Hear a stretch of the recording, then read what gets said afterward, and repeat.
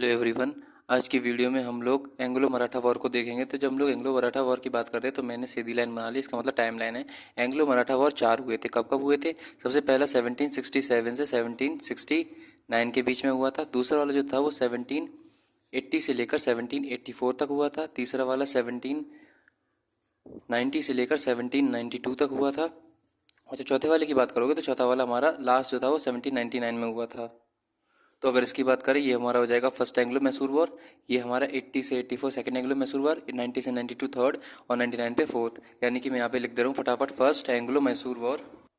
तो ये मैंने चारों लिख दिए, first Anglo Mysore war, second Anglo Mysore war, third Anglo Mysore war, fourth Anglo Mysore war. अब याद कैसे करोगे? तो इसको याद करने की आप ट्रिक ऐसे बना लो, 70, 80, 90 और 100। पहले वाले की देखोगे तो पहला वाला 70 के आसपास था, दूसरा वाला 80 से 84, तीसरा वाला 90 जो हमने लिखा 90 से 92, तो चौथा वाला 100 यानी कि 99 के आसपास। अब इसकी जरा ट्रीटी देखो। पहला वाला जो एंग्लो मैसूर वॉर था वो हमारा, मैं लिख दे रहा हूँ, वो हैदर अली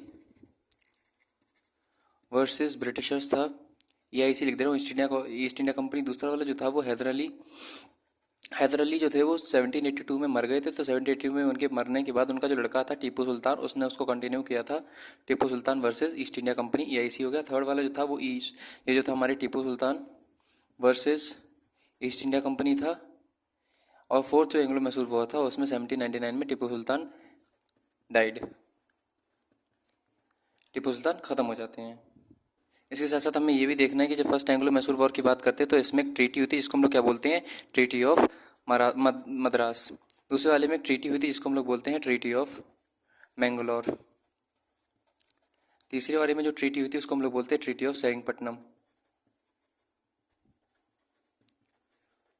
अच्छा, हमें ये याद रखना कि चौथा वाला जो था, जो तीसरी ट्रीटी में जो टीपू सुल्तान होते हैं वो जब हार जाते हैं तीसरी लड़ाई में, जब ये थर्ड बैटल ऑफ ये थर्ड एंग्लो मैसूर वॉर होता है जिसमें टीपू सुल्तान हार जाते हैं, तो फिर उनसे ट्रीटी ऑफ सेरिंगपट्टनम साइन कराई जाती है जिसमें उनसे 3 करोड़ रुपए ले जाते हैं। उनके पास 3 करोड़ रुपए होते नहीं, तो फिर वो 2 किस्तों में 1.5 करोड़ रुपए देते हैं, प्लस गारंटी के रूप में जो उनका लड़का होता है, उनके जो लड़के होते हैं उनको अंग्रेज अपनी कस्टडी में ले लेते हैं।